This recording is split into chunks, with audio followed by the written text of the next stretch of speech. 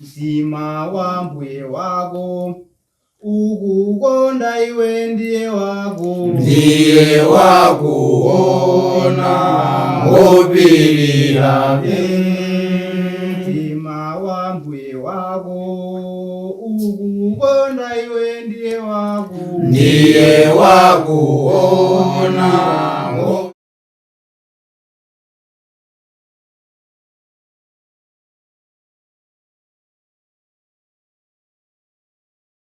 Tikulandireni omvera kuna kulosi kumene muli programu ine kudza Baibulo langa imene amakupatsani ndi Lilongwe School of Biblical Studies imene ili ku Mitundu ku Lilongwe. Ndipo mu tsiku la lero mukhalanso ndine m'bale mwa Ambuye Daniel nje Pancras pamene tikufuna tikaphunzire zozama makamaka kuchokera m'mawu opatulikawa Baibulo. Mu programu imene tinaphunzira imene nangotha umeneja tinaphunzira makamaka zinthu zambiri kuchokera mu buku la Yakobo zimene tinazoona kuti zopindulitsa kwa inu ndi ine ngati kakhale akuzichita. Ndipo tinaphunzira ndithu nena kuti mulembo buku limene la Yakobo ndi Yakobo amene makamaka amene ankalembera kwa mipingo ya Khristu imene inali yobalalika makamaka imene inakhala m'madera osiyanasiyana. Ndipo tinaona kunena kuti mu chapter chake cha number 1 makamaka adangowalangiza zokhudzana ndi mayesero. Mu chapter 2 amauza ndithu noti asabwino adzikhala atsankho komanso adafotokoza ziwakulu zokhudzana ndi chikhulupiriro kuti chikhulupiriro chopanda ntchito ndi chakufa zimene tinawerenga nthawi imeneja makamaka mu mavesi yake a 14, 17 komanso 26. Ndipo tinaonanso kunena kuti chapter 2 chomwecho chinaperekanso ndithu za anthu amene adapulumutsidwa makamaka chifukwa cha chikhulupiriro. Tinaonanso chitsanzo chabwino chokhudzana ndi Lahabi amene sadapulumutsidwa chifukwa cha chikhulupiriro chokha komano anachitanso ntchito chifukwa cha chikhulupiriro chimene iwowo anali nacho. Zimene ine ndinaphunzira nena kuti pamene tili ndi chikhulupiriro tilofunikiranso tsono kuti chani tizichita ntchito pa chikhulupiriro chathu. Zofunika kuti tizichita ndi zimenezo pamene tikukhala mu moyo uno moyo wa Chikhristu. Chinthu china chotsatira chimenenso tinachiona makamaka mu chapter 3 cha buku limeneli la Yakobo tinaona makamaka zokhudzana ndi kunena kuti amalangiza za malankhulidwe awo pakati pa Khristu. Nkhani okhudzana ndi lilime Akhristu akuyenera kumalankhula zotani. Tinaona kuti anayankhula ndithu zinthu zambiri makamaka pamene ankauza ndithu kunena kuti mu vesi yake 10 ya 10:11 komanso 12 muja kunena kuti kodi zingatheke kasupe malo omwe umarutsa madzi okoma komanso madzi owawa kodi zingatheke mkuyu kubala azirona nzosatheka. Chinthucho ngati chili choti ndi mtengo wa azirona akuyenera kubala azirona ngati uli mtengo ndi wamkuyu kuyeneranso kubala mkuyu. Pamenenso ino ndine tili Akhristu tikuyenera tidzionetsa ntchito za Chikhristu. Tisamazivomereze kumapanga zinthu zosakhala bwino ayi. Tizipanga ntchito za Chikhristu zimene Mulungu tikazichita makamaka amasangalatsidwa nazo. Ndipo timaona kuti adalankhula makamaka pomaliza chapter imene number 3 kwambiri mu vesi yake 13 kulekeza vesi yake 18 pamene anaphunzitsa kwakulu zokhudzana ndi nzeru yochokera kumwamba za nzeru yochokera kumwamba. Ndipo mu vesi yake mu chapter chake cha number 4 tinaona nena kuti adawalimbikitsa makamaka kunena kuti kapena anawadzudzula kunena kuti kudzitamandira pomwe wa Chikhristu kumabweretsa mkangano kapena ndewu. Ndipo kwambiri mu vesi yake ya 13 kulekeza 17 anafotokoza ndithu nena kuti tisamadzitamandire zokhudzana ndi mawu kunena kuti mawu ali balanji makamaka pamene anthu ena tikadzudzulidwa pamene tikuchita zosakhala bwino timatani zasintha tsiku lakuti mwina sitinadzudzulidwe koma poti tikukhala mu moyo wa Chikhristu mayirodza zonena kuti ndikupangale ndi tchimo ndipo tchimo lidzasiya nthawi yakuti zimenezo zimene Yakobo analankhula nazo kwakulukulu mu chapter imene cha number 4 kunena kuti chani sitidziwa kuti mawu ali bala chani fo moyo wathu ngati utsi umene umaoneka mwa kanthawi kochepa. Zimenezo ndiye tinaphunzirapo kunena kuti chani pamene tamva zinthu zokhudzana ndi mawu a Mulungu tikuyenera tizichita mu nthawi yomweyo kapena pamene tadzudzulidwa tikuyenera tizisintha mu nthawi yomweyo chifukwa sitikudziwa kuti mawu ali balanji. Chinthu chofuna kuchisamalitsa pamene tikukhala pano dziko lapansi ndicho chongoyang'ana kunena kuti kodi tidzachoka pa dziko lapansi tili pa ubale otani inu ndi ine komanso Mulungu. Zofunikira kwambiri pamene tikukhala mu moyo wa Chikhristu kumasamala zinthu zimenezo. Tikamona mu vesi yake yomaliza ya chapter number 4 anafotokoza ndithu kunena kuti kwa yense amene adziwa kuchita bwino koma sachita kwa iye kuli tchimo. Amalankhula mawu amenewo kunena kuti chani Akhristu amene ankalembera zimenezi wana anthu nena kuti amadziwa kale zinthu zambiri choncho ankango akumbutsa nena kuti pozindikira kuti inu mumadziwa kale zinthu zambiri pozindikira kuti mumadziwa kale zambiri nkhani ndonena kuti ngati mumadziwa zambiri koma simumachita inu muli ndi chani kodi muli ndi tchimo. Sikuti zimapereka danga lakunena kuti munthu amene amachita zinthu zosakhala bwino ifoti sadziwa Mulungu sakamulanga kapena Mulungu samulengera tchimo. Mulungu amamulengera tchimo koma nkhani lero ngonena kuti iwowa anali pa chiopsezo chachikulu ife nena kuti amachita kuti zoti achita zonzolakwa koma kumapitirizabe kumatani kodi kumachitabe. Zimene zinthu Mulungu analankhula nawo anthu amenewa kudzera mwa mtumiki Yakobo. Ndipo timaona mu chapter chomaliza chapter number 5 kunena kuti anafotokoza makamaka zokhudzana ndi anthu achuma komanso kuwalimbikitsa kuti akhale opilira, komanso adakamaliza ndi kuwafotokozera za udindo wa Mkhristu aliyense kunena kuti chani akuyenera kumasamala Akhristu akuyenera kumasamala Akhristu ofowoka makamaka pakuwalimbikitsa pa chikhulupiriro chawo. Ngati Khristu akusochera tikuyenera kuti Khristu ameneyo timubweze. Choncho mu tsiku la lero tikapitizenso kuphunzira mawu a Mulungu makamaka pakuona buku lotsatira pa buku la Yakobo ndilo buku la 1 Petro. Kodi munaphunzirako zokhudzana ndi buku la Yakobo la Petro? Munamva kuchani zokhudzana ndi buku limene la Petro? Tikhale limodzi mu tsiku la lero pa programu ino pamene tifunika kuphunzirapo zambiri kuchokera mu programu imeneyi zokhudzana ndi munthu ameneyu otchedwa Petro komanso ndi buku limene analilemba. Tikamaona buku limene la 1 Petro ndi buku limene lili ndi machapter zokwana 5. Makamaka mulembi buku ndi Petro pamene timaona kuti mu chapter 1 verse 1 ya buku limene la 1 Petro yekha anadzinena kunena kuti ndiye mulembi wa bukuli. Komanso tikamaona timaphunzira ndithu kunena kuti Petro ameneyu anali mwana wa Yona monga muja mmene timaonera Yesu Khristu adamunenera mu buku la Matthew chapter 16 mu verse 17 paja mmene anamuzanena kuti ndi wodala Simoni Balayona kapena kuti ndi wodala Simoni mwana wa Yona. Ndipo munthu amene anali mchimwene wake wa Andreya timaziona mu buku la Matthew chapter 4 mu verse 18 kulekeza 20 paja mmene Yesu Khristu ankasankha wophunzira ake paja.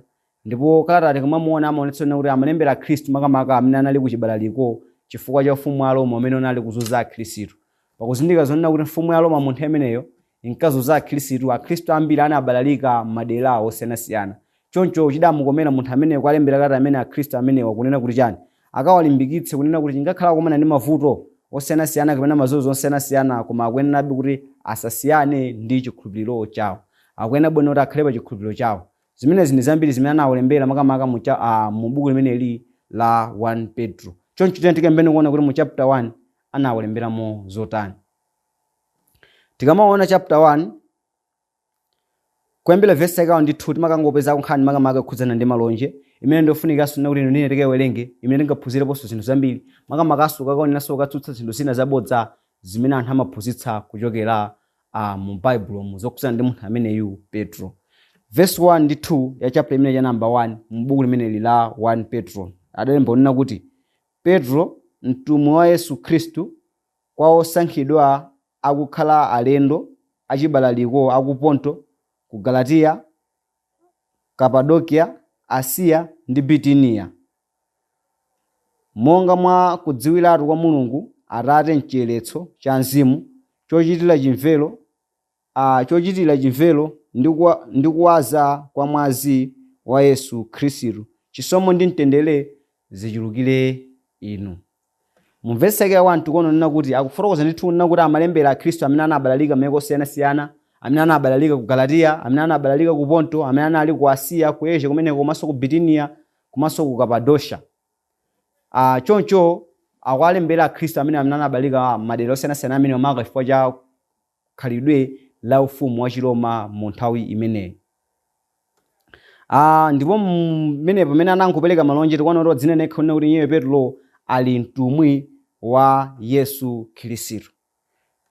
Ali mtumwi wa Yesu Khristu. Zimene timaziona tikamaona m'buku lija la Luka chapter 6 kuyambira verse 12 kulekeza 16 pamene Yesu Khristu amasankha atumwi ake timapeza kunena kuti Petro ameneyu otchedwa Simonenso tsono pachiyambi adasankhidwa nawo kukhala ndani kodi kukhala mtumwi wa Yesu Khristu. Tikamaphunzira Baibulo anthu ena akamaphunzitsa zonama kuchokera m'Baibulo amaphunzitsa kunena kuti Simoni Petro anali papa. Simoni Petro anali papa woyamba. Zimene mwina zimakhala zosamveka tikamawerenga kuchokera m'Baibulo muchifukwa kuti chani Simoni Petro sanali papa koma anali mkulu wa mpingo komanso mtumwi wa Yesu Khristu. Tikamaona mu buku la 1 Petro chapter 1 mu verse 1 akudzina nekha kunena kuti chani anali mtumwi wa Yesu Khristu. Ndipo tikamaona mu buku la 1 Petro chapter 5 mu verse 1 adadzina nekha kunena kuti anali mkulu wa mpingo.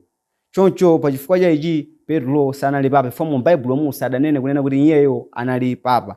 Ndipo tikamaonanso fundo ina ndionena kuti papa samakwatira koma Paulo anali okwatira, anali ndi banja. Tikamaona m'buku la Matthew chapter 8 kuyambira verse yake ya 14 kulekeza 15 timaona kuti Yesu Khristu nthawi yake adakachiritsa kwa apongozi ake a Petro amene pamene ankadwala matenda.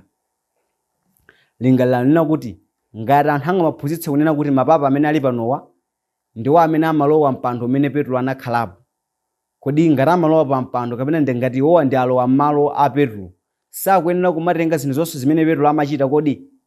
Akuyenera kumatenga. Tsono Petro ngati adakwatira, iwo sakuyenera kumakwatira kodi? Akuyenera kumakwatira.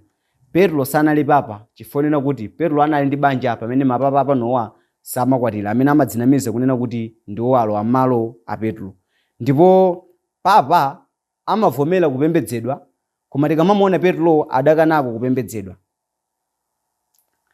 Mapapa apanowa amalola kugwadiridwa, kuchita zinthu mosiyeza kunena kuti iwo ndiwo akuluko basi, koma Petro anakanako kupembedzedwa.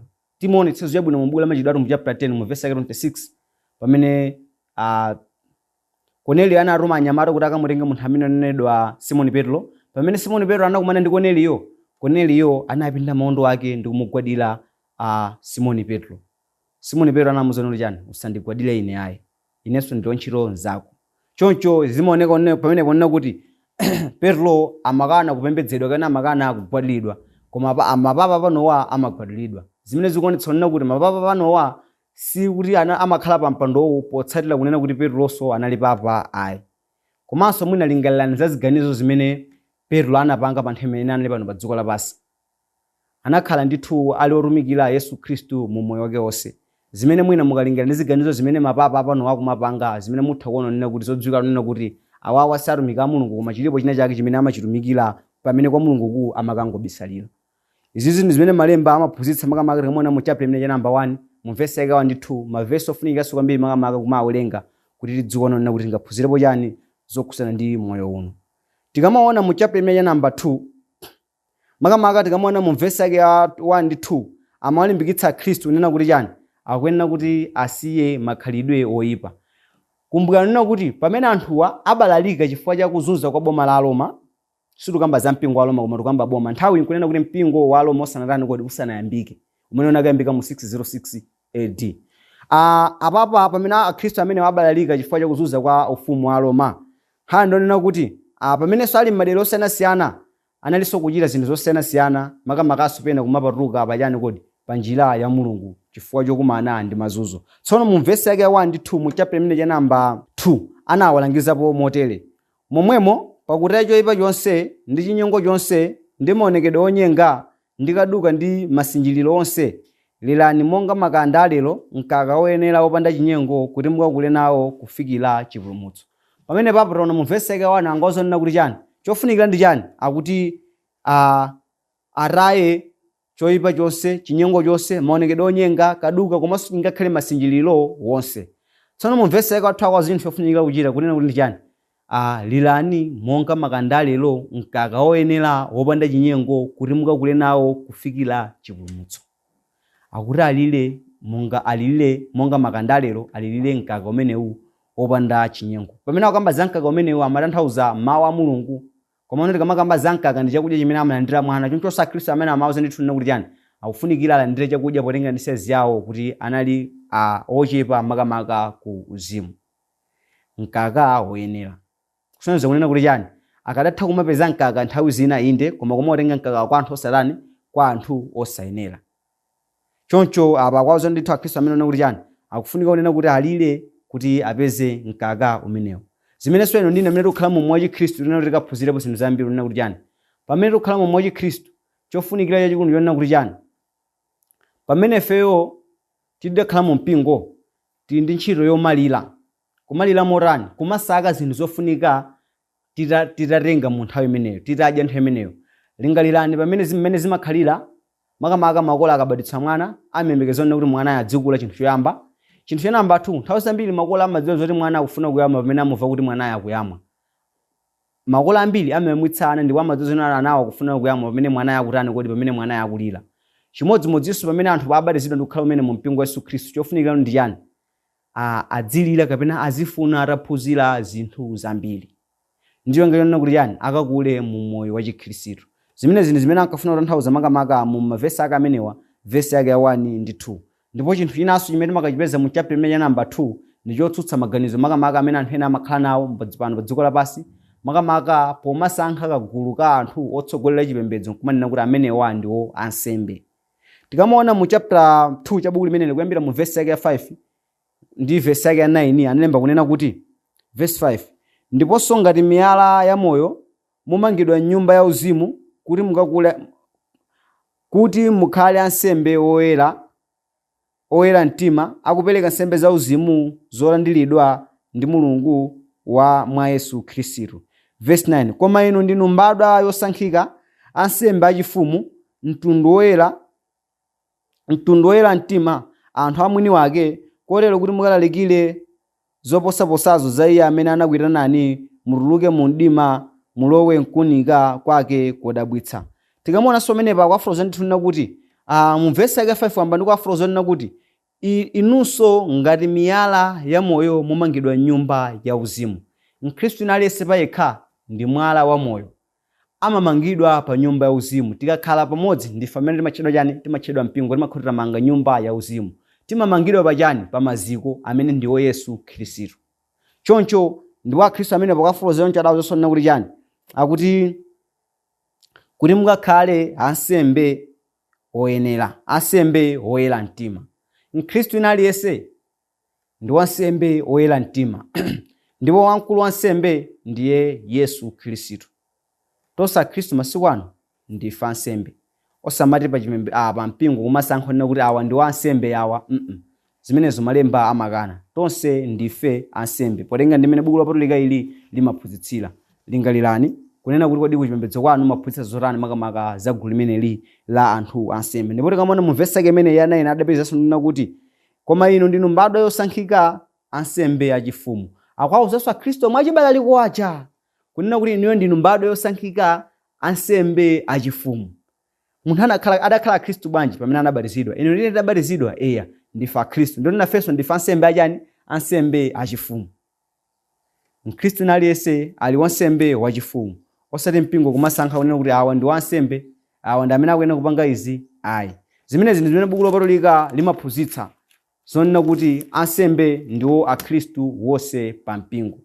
Kodi inuyo mukupanga zotani pamene mulipo? Mumakhulupirira zotani? Kuchipembedzo kumene muli anthu amaphunzitsa zotani? Kumbukirani nena kuti Yesu Khristu anaphunzitsanso ndithu tikamona mu buku lija, buku la Matthew chapter 15. Pamene anakambapo ndithu nena kuti ngati wakhungu akatsogolera wakhungu nzake, anthu osawira amakagwa nchani? Amakagwa mbuna. Mukutsogoleredwa ndi atsogoleri otani? Atsogoleri akhungu amene samadzwa bwino mwa Mulungu, amene oro ndinu nomwe mukagwa muchani? Kodi mukagwa mbuna. Tiye tizimangani zinthu zolondola pamaso pa Mulungu. Tizichita zinthu zonena kuti tizikondweretsa Mulungu amene tikukhala mu moyo uno, mu moyo wa Chikhristu. Tikamaonanso mu verse yake imeneyi, makamaka mu verse yake namba 11, anafotokoza konso zinthu zina zofunikira kwambiri, zofunikira kuti inu ndi amene tikukhala pano pa moyo dziko lapansi tiziphunzira. Tiye tionene mu verse yake 7 kuti makamaka mu verse yake 11 ya chapter imeneyi ya namba 2 kuti anafotokozapo chani. Verse 11 adalemba kunena kuti okondedwa ndikudandaulirani ngati alendo ndi ogonera, mudzikanize kuzilakolako zathupi zimene zichita nkhondo pa moyo uno. Chinthu china chimene analangiza Khristu amene nchonena kuti chani? Akuti akwadandaulira monga iwo amene ali ndi alendo komanso ndi ogonera kuti akadzikanize kuzilakolako zathupi zimene zichita nkhondo pa moyo uno. Pamene akufotokoza za alendo ndi ogonera, ndi anthu amene amakhala pamalo koma akuyembekeza kunena kuti nthene yake apita kuti?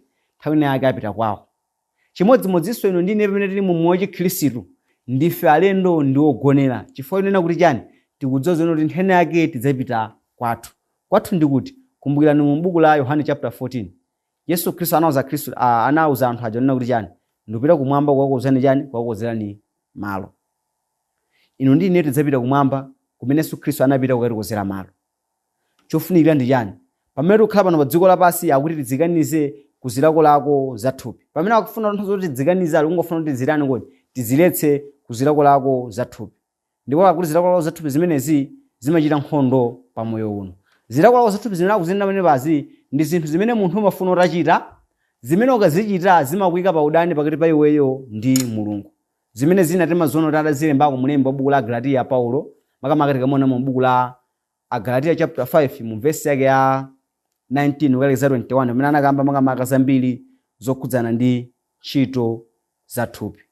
Choncho chofunikira ino ndine amene tili alendo ogonera pano pa dziko lapansi, tiyeni tisamamasuke. Mwine naso ndakhalako ndi alendo pa dziko la kwathu unabwera kwa alendo. Bwanji kuti angoti kobwera alendo basi takamutenga kaya pa depot wangobwera nyumba kungosiya chikwama chake nthemwe athamangira ofuna kugwira filiji ukatsekula mu filiji. Titha kutenga na ulendo tani munthu ndi opulo maete. Chimodzimodzinso ineyo ndineyo pamene tili alendo pano pa dziko lapansi sitikuyenera kumamasuka kumachita ntchito za thupi. Tikuyenera kuti tizikhala mu moyo womangika ku ntchito za thupi. Tisamapange ntchito za thupi, tiziziletsa ku ntchito za thupi. Tizikhala ochita zokhazo zimene Mulungu amavomera. Zimene zinthu zimene tingaphunzire makamaka kuchokera mu verse yake imeneyi, verse ya number 11 chapter ya number 2. Tikunena mu chapter ya number 3 kuti mulembi makamaka amene pa anaphunzitsapo zotani zimene ndine pakuzichita zingakatitengere ku moyo wosatha. Chapter 3 tiwerenga mu verse yake ya 1 kukalekeza mu verse yake ya 7. Pamene panalemba kunena kuti verse 1 chapter 3. Momwemonso akazi inu mverani amuna anu ainu nokha, kuti ngatinso ena samvera mawu akakodwe wopanda mawu mwa mayendedwe a akazi. Verse 2. Pakuona mayendedwe anu oyera, pakuona mayendedwe anu oyera ndi kuopa kwanu, amene kukometsera kwanu kusakhale kwakunja, kuluka tsitsi ndi kuvala zagolide kapena kuvala chovala, koma mukhale munthu wobisika wa mtima, chovala chosaola cha mzimu ofatsa ndi wachete, ndiwo wamtengo wake wapatali pamaso pa Mulungu. Pakuti koteronso kale akazi oyera mtima akuyembekeza Mulungu anadzikometsera okha namvera amuna awo ayiwo okha. Verse 6. Monga Sara anamvera Abrahamu namutcha iye mbuye, ameneyo mukhala ana ake ngati muchita bwino osaopa choopa chilichonse. Momwemonso amuna inu khalani nawo monga mwachidziwitso, ndi kuchitira mkazi ulemu monganso chotengera chochepa mphamvu, monganso wolowa nyumba pamodzi wachisomo ya moyo, kuti mapemphero anu angaletsedwe. Mavesi ake amene kuyambira vesi ake 1 kugeza vesi ake 7, chinthu chiyamba mu vesi ake 1 anafotokoza zonena kuti chani? Akuti akazi inu mverani amuna ainu nokha, kuti ngatinso ena samvera mawu akakodwe wopanda mawu mwa mayendedwe a akazi. Mkazi akuyenera kuti amvere mwamuna wake wa iye yekha. Akazi inu mverani amuna anu ainu nokha. Ndiye kuti ndi mkazi mmodzi mwamuna ngati mwamuna mmodzi. Koma ngati mwamuna ali ndi akazi awiri, mkazi nkumamvera mwamuna ameneyo, ndiye kuti samvera mwamuna wa iye yekha. Mkaziyo pamene pali pachani? Ali pa tchimo. Tikamaphunzitsa nkhani zokhuza banja, munthu atere akakhala mu mpingo amene alangizidwe, akakana kusintha mpingo uchite zimene Mulungu amanena makamaka pa munthu amene akukanika kusintha mu mpingo. Ndipo akunena kuti ndipo ngati kula anthu ena akakodwe makamaka pakuona ndi mayendedwe akazi, alipo anthu ena ake mwina zikhazo zokhala kuti mkazi ukota ndi munthu noti samapemphera. Komano mkazi ngati ukuchita zinthu zabwino pabanja pacha, mwamuna uja amatha kukodwa maka pakuona ndi mmene kukhala kuti ndimampangira izi mkazi koma samandipangira izi, ndimampangira izi koma samandipangira izi. Chofunika ndi chani? Kapena kodi zimene zamazitenga kuti amaphunzira kuchechi kwawo. Kana akamuzona nthena yake mwamuna uja akutani akutsatira kufuna kubwera kuti adzamve kuti maphunzira chani kuchechi kwanu. Ndero wakodwa chifukwa cha makhalidwe a amuna awo, akazi awo. Ndipo mu verse yake ya 3 akuti zonena kuti amene kukometsera kwanu kusakhale kwakunja, kuluka tsitsi ndi kuvala zagolide kapena kuvala chovala, koma mukhale munthu wobisika wa mtima, chovala chosaola cha mzimu ofatsa ndi wachete, ndiwo mtengo wake wapatali pamaso pa Mulungu. Tikamawerenga makamaka kuyambira mu verse yake 3, anthu ambiri amaphunzitsa kunena kuti Baibulo limaphunzitsa kunena kuti mkhristu sayenera kuluka tsitsi, mkhristu sayenera kuluka tsitsi, hayi sayenera kuvala wigi, komanso sayenera kuvala zinthu zambiri, komanso sayenera kudzikongoletsa. Kodi ndi choncho? Malemba awa papa amafunika kunena kuti tiwazukule bwinobwino kuti tikamve kunena kuti amafuna kunena kuti chani.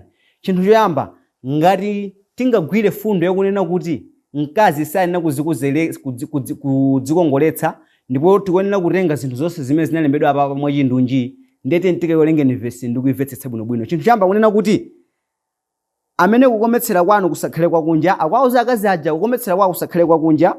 Kusakhale kwakunja morani akuti kuluka tsitsi ndikuti ngati tingayivetse mwachindunjika akunena kuti akazi asaluke chani, asaluke tsitsi, komanso akuti asavale zagolide kapena kuvala chovala. Akutinso mkazi asavale chovala.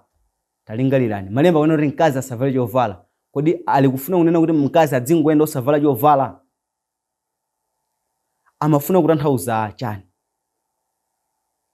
Nkhani imene kunenedwa apa ndongonena kuti kuti tikamvetse bwino vesi yake imeneyi imafuna kuti timvetsetse bwino makamaka za ndime yoyamba ya vesi 3 imene inalembedwa. Ndionena kuti akuti amene kukometsera kwanu kusakhale kwakunja.